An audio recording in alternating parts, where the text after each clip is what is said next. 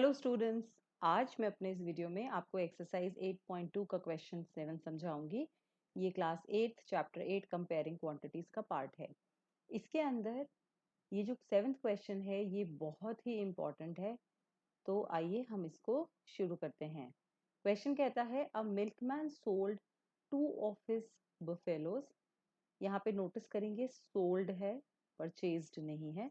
A milkman sold 2 of his buffaloes for 20,000 each. तो उसने कितना कमाया? 40,000। On one he made a gain of 5% and on the other the loss of 10%। हो सकता है buffaloes का ब्रीड अलग हो, इतने पैसे दिए हैं उसके हिसाब से उनको प्रॉफिट या लॉस हो रहा है।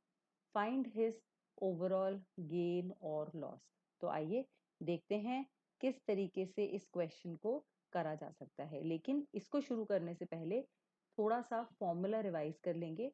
अगर हमें सेलिंग प्राइस दिया होता है और प्रॉफिट परसेंट या लॉस परसेंट में से कुछ दिया होता है तो हमारी कॉस्ट प्राइस का फॉर्मूला होता है SP इंटू 100 अपॉन 100 प्लस और माइनस। अगर प्रॉफिट है तो प्लस कीजिएगा, लॉस है तो माइनस कीजिएगा। ऐसे करके हमारा फॉर्मूला बन गया SP into 100 upon 100 plus profit percent और SP into 100 upon 100 minus loss percent. तो ये हमारा CP निकालने का फॉर्मूला है। अगर आप इसको X मेथड से करना चाहते हैं वो भी ठीक है, बस उसमें थोड़ी सी कैलकुलेशंस लंबी हो जाती हैं। तो मैं ये सजेस्ट करूंगी कि इस क्वेश्चन को, क्योंकि इसके अंदर ओवरऑल गेन और लॉस पूछा है तो इसमें कैलकुलेशन ऑलरेडी ज़्यादा है, तो फॉर्मूले का यूज़ हम कर सकते हैं।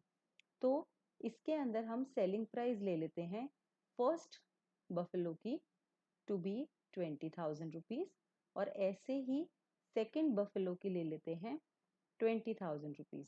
बट पहले बफेलो पे उसको गेन हुआ है विच इज 5% और दूसरे पे लॉस हुआ है 10%। इनको सिर्फ माइनस करके हम नहीं कह सकते कि उसको टोटल में लॉस हो गया। लॉस तो होगा क्योंकि लॉस यहाँ पे ज्यादा है, गेन कम है, बट कितना होगा वो हमें निकालना पड़ेगा। तो ऐसे ही हम कॉस्ट प्राइस फर्स्ट बफेलो की निकालते हैं using the formula SP into 100 upon 100।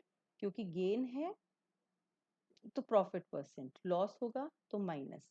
तो इसके अंदर हम लिखेंगे 20,000 इंटू 100 अपॉन, अब 100 प्लस 5, 105। तो इसकी कैलकुलेशन आपको लॉन्ग डिवीजन से करके निकालनी पड़ेगी। थोड़ा बहुत जितना 5 से कट रहा है उसको हम काट लेते हैं। तो ये हो गया 21। इसके आगे ये नंबर नहीं कट पाएगा तो लॉन्ग डिवीजन से आइए चल के निकालते हैं कि इसका कितना वैल्यू आएगा। तो यहाँ पे 2 2 ज़ा 4 और जीरोस बहुत ध्यान से गिन लेंगे। 1 2 3 4 5। तो 1 2 3 4 5। अगर आप कॉमा लगाना चाहते हैं तो लगा लीजिए। तो ये 4 लाख को हमें 21 से डिवाइड करना है।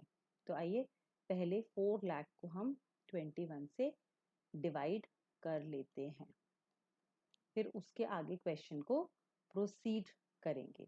अब 21 1 ज़ा 21 होता है, 22 2 ज़ा 42 हो जाएगा।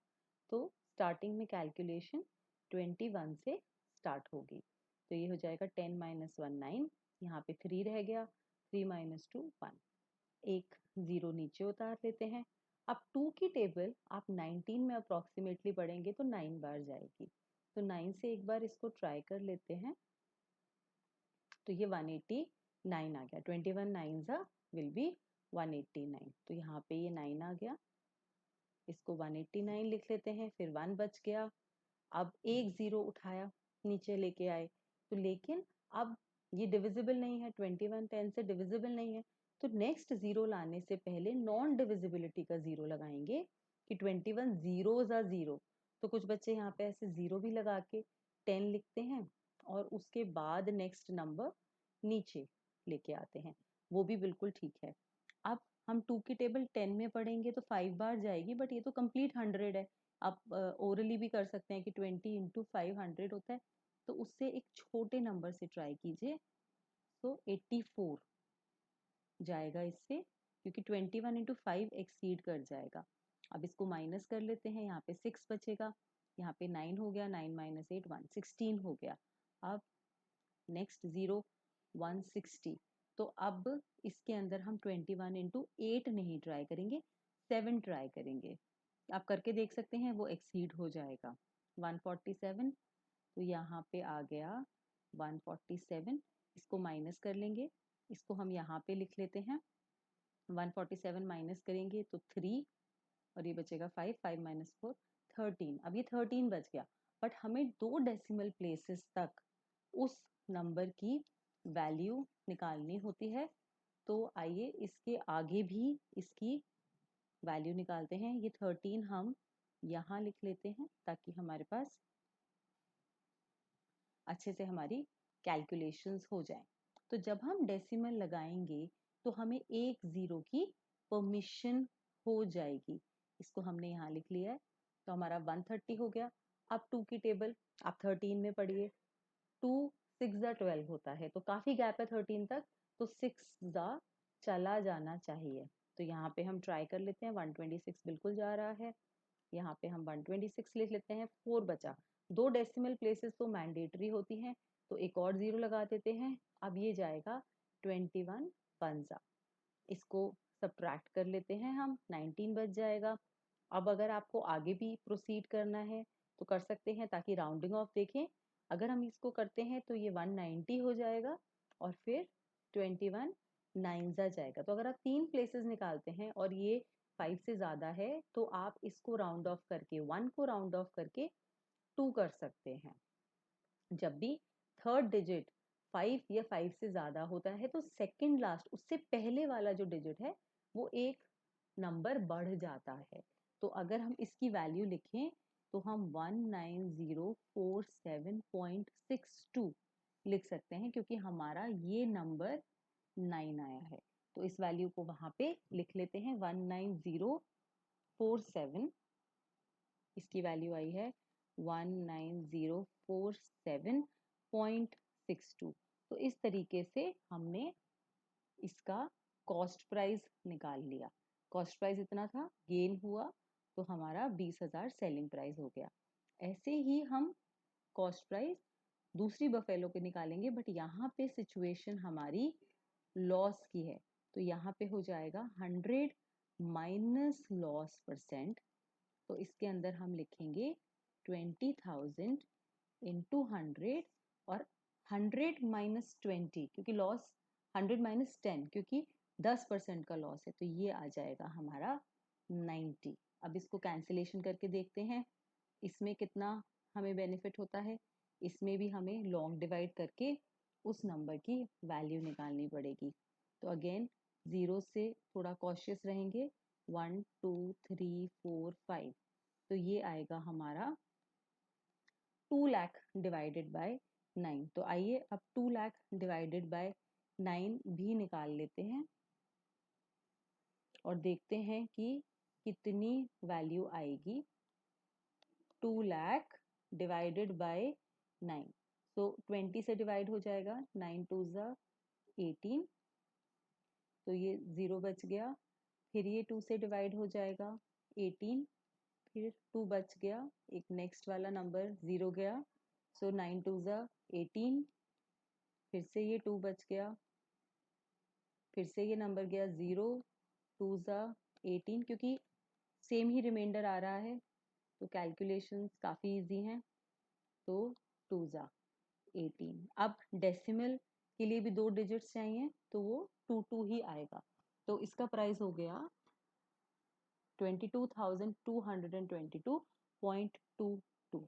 तो इस वैल्यू को यहाँ पे लिख लेते हैं, 22,222.22, वो 22 ही आता जाएगा।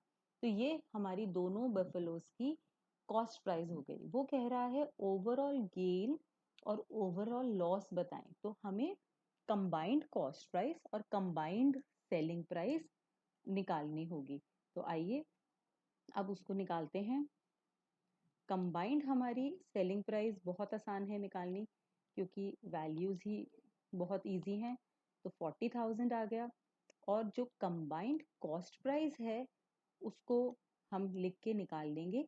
हमारा पहला वाला नंबर था 19047.62 और नेक्स्ट प्राइस था 22,222.22। तो इसको हम ऐड कर लेंगे। तो यहाँ पे आ जाएगा 962, ये 11,134, इतना हमारा कॉस्ट प्राइस आ गया। अब हम इसको कंपेयर करेंगे कि as cost price is greater than the selling price, उसको ज़्यादा कॉस्ट लगा बट इतना उसने पैसा नहीं कमाया, so this is the case of loss. तो ओवरऑल लॉस उसको कितना होगा, तो हम इस cost price minus selling price भी यही निकाल लेंगे। कुछ बच्चे लेंथ वाइज लिखते हैं, नंबर को लिख सकते हैं, बट जब आपको कैलकुलेशन करनी ही है तो आप इस तरीके से लिख के दिखा दीजिए। इसमें टाइम भी सेव होता है और कैलकुलेशंस के एरर भी नहीं होते। तो इसके अंदर हमने माइनस करके ये नंबर निकाल लिया है 1269.84 rupees is the total loss. इसके बाद आप इसको सुंदर तरीके से आंसर स्टेटमेंट में लिख लेंगे दैट द ओवरऑल गेन और लॉस